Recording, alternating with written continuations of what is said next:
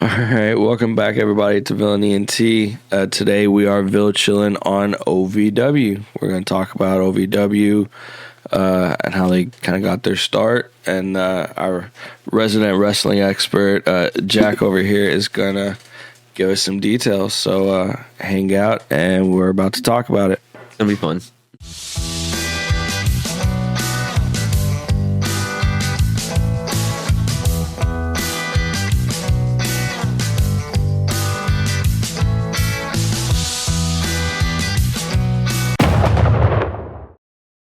All right, I guess we'll just jump straight into it. Jack, you going to talk to us a little bit about OVW?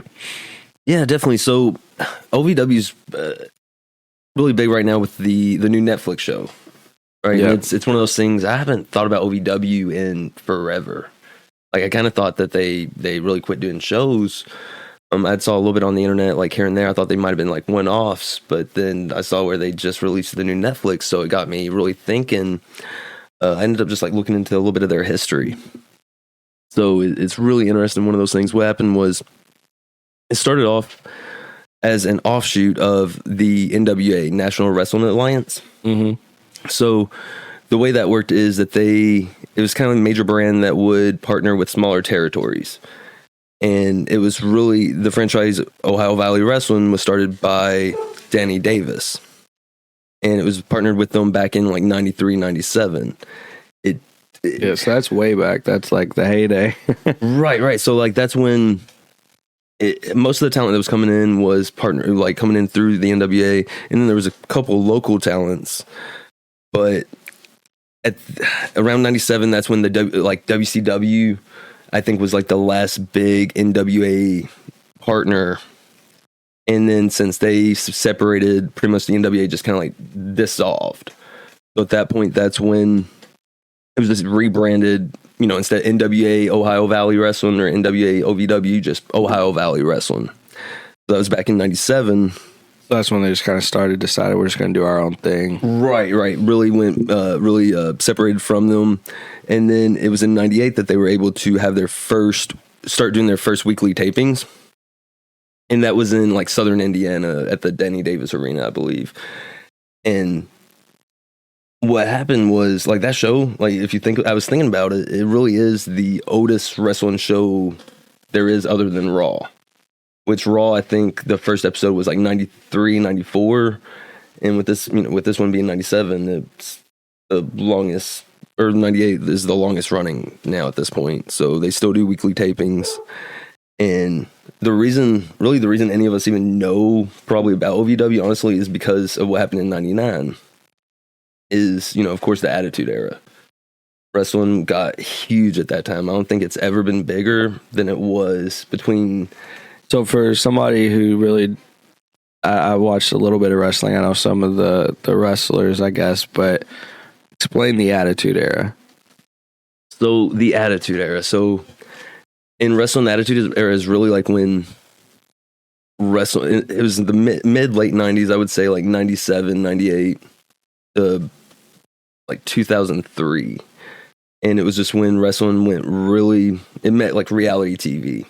Think of like Jerry Springer, like the full-on storylines, characters over the top. Like there was, it was insane. Like, but it was everywhere too. It was just something that was part of pop culture. Where now I feel like wrestling, even though wrestling's sprinkled in everywhere, back then it was, you couldn't get away from it. Like everybody was a fan. It seemed like it was just part of everything. I remember growing up, and my grandma used to watch wrestling at like 4 a.m. Like she if she was awake, and the rest of, like, that was like her thing, is she would end up catching it like late night when they were doing like replays of stuff that was like before. I mean, I was born in 91, so I guess it was those earliest tapings or whatever. Right, and that was probably like the Louisville Garden. Like my grandma was telling me similar stories. Like there would be, what was it? The roller rink. There would be like the roller rink women where they would like the roller derbies. Yeah, the roller derbies. Yeah, so they would do that, and then I think the wrestling at the gardens afterwards. So like that was just really big. So it's cool. Your grandma was doing the same thing. Yeah. So like with what happened whenever WWE WWF at the time, really, they joined with OVW. They partnered with them, and OVW became their training facility. So, like, what really came in at that point was the slogan of tomorrow's superstars today. Mm. And, for those that are listening in, on the YouTube channel, you'll see where we're playing a video game right now where we have all the wrestlers from OVW, all the major superstars that you know about today that started off there.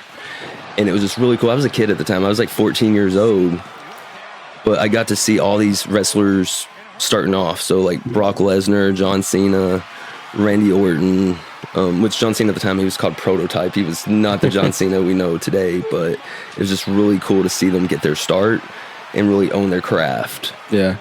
It was the training facility. So these people were the ones that were going to replace eventually The Rock, Stone Cold, Triple H, those characters. Like, they were the ones that ended up replacing them. At the time, I didn't know that we'd still be talking about them 20 years later. But right. Yeah, like I told you earlier, and as I briefly mentioned, I watched wrestling for a couple of years as a kid, and like the names, it was WWE, it was Monday Night Raw, that's what I was watching, was Monday Night Raw usually. And so it was John Cena, Batista, Randy Orton, you had like Triple H, that's kind of who I really know of. So it's crazy to me not really being, I guess, a wrestling fan, if you want to call it that, because I'm not hardcore at all.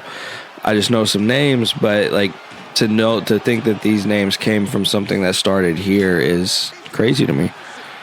Definitely, and it says a lot too that you not being a big wrestling fan, but remember hearing their names back then, and then those names still being around to this day. It's still relevant, still decades later. So, yeah, definitely very relevant. So, that's what happened in '99.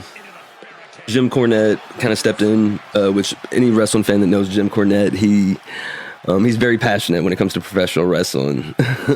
He can be polarizing, but it's because he definitely cares about the sport. He protects it. Yeah. So he stepped in at '99, and part of that was, I think there was a little bit of conflict between him and another character. Well, definitely, I know there was conflict. He's very vocal about that, between him and a guy named Vince Russo, who was also kind of creative in WWF at the time.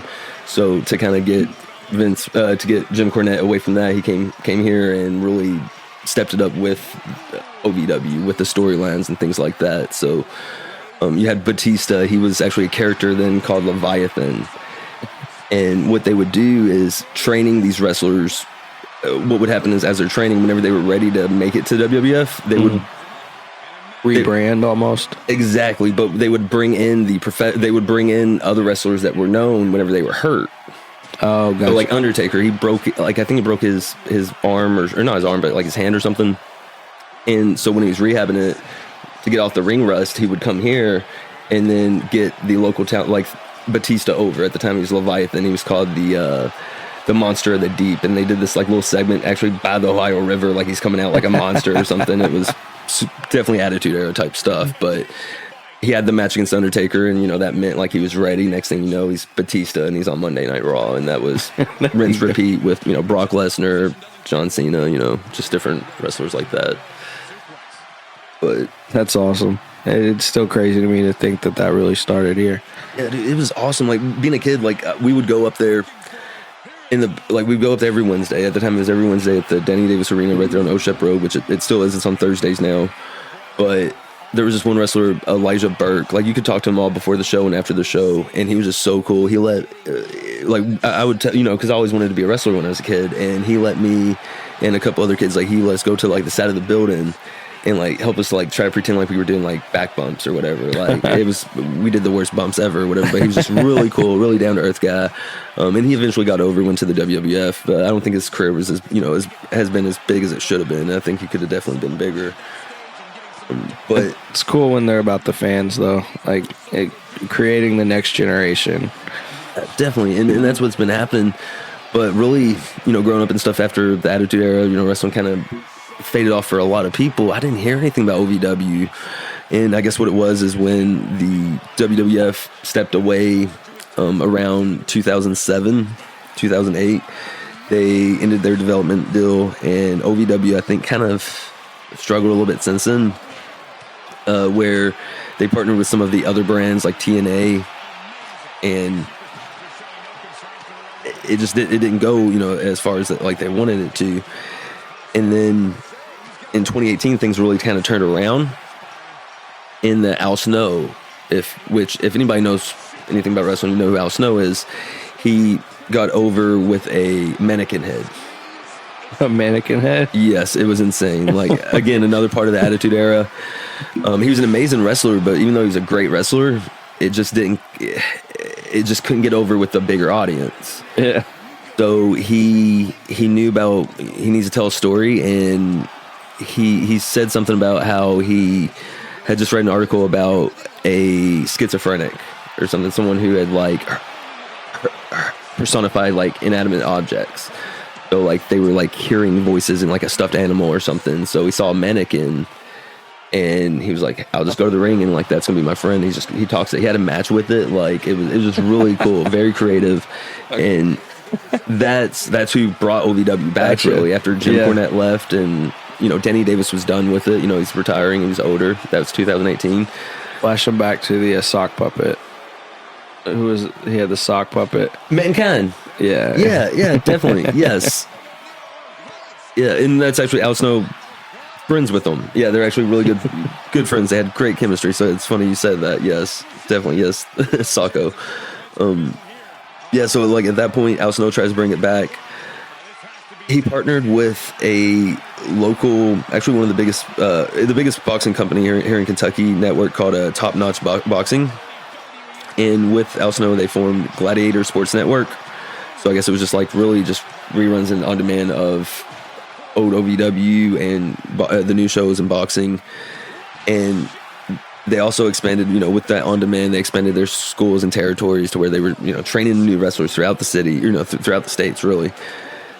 But that kind of fell through. And then what happened is in 2021, and that's kind of like where the Netflix show kind of starts, in that in 2021, Matt Jones, who is the head of like a lot of major like sports radio things here in Kentucky, him and the mayor now, Craig Greenberg, they joined as like lead investors, and they bought the majority share of OVW with Al Snow taking care of like most of the day-to-day operations.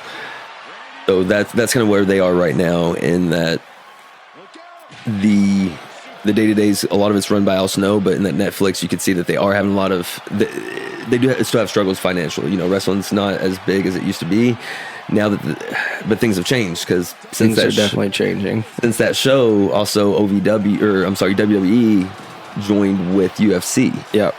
So I'm sure that's gonna have a ripple effect in how that affects the new generation as far as fans. And that's what I was about to say. And then not like, I don't know how many people it hit, but OVW was actually at Gaslight Festival like last week or something like that. So like they're doing their rounds to reignite interest. So right, and that's one thing they talked about in the show. That's awesome. Yeah, where they're doing more like local things, where they're trying to get away from, I guess, just like the niche wrestling fan, your average wrestling fan who's awesome, but they want to gear it more towards like local or expanded, you know, regional or something, to where they're doing things more sports oriented, you know, other sports like college football and basketball, and local food as well. Like that's awesome. Yeah. So yeah, it kind of ends there as far as. That's really what got me thinking about it again, was the Netflix show. Whenever I saw the Netflix show, it really made me want to see kind of what's happened this whole time. And I want to start going back to the shows. It's been a while since I went, but they are still having shows every Thursday at the Denny Davis Arena on Old Shep Road. I think they start at 7, and then actually at the end of this month coming up, at the end of October 21st, they have a show, it's Saturday, October 1st, called No Rest for the Wicked. So that's going to be like one of their big shows. I think it's actually live, so definitely looking forward to that. Yeah. That's cool. Yeah, well, I mean, there's no reason we shouldn't go check it out. I mean, that's everything we've been about lately, right? Supporting local talent, local shows, and local adventures. So, awesome, man. Awesome. And again, just for the podcast listeners, you've probably heard it in the background. We have a little, I guess, simulation, I guess you would say, of a lot of the wrestlers we talked about earlier that started here at OVW. So your John Cena, your Batista, Randy Orton, Brock Lesnar. So pretty cool. You can check that out on the gaming channel if you want to see who ends up winning. I don't know if we even know who wins. Do we want to skip and see who wins? I was curious who won. You want to skip forward and see who won? I think John Cena just fell off the cell. Skipping to pretty much the end. It looks like Randy Orton is up, but Batista's only one away. Oh man! I think that John was a glitch. Cena just went straight through the cell, dude. Face first. But dude, did you see that he hit the bottom and then he went back up to the cell? He did like a triple glitch. bounce.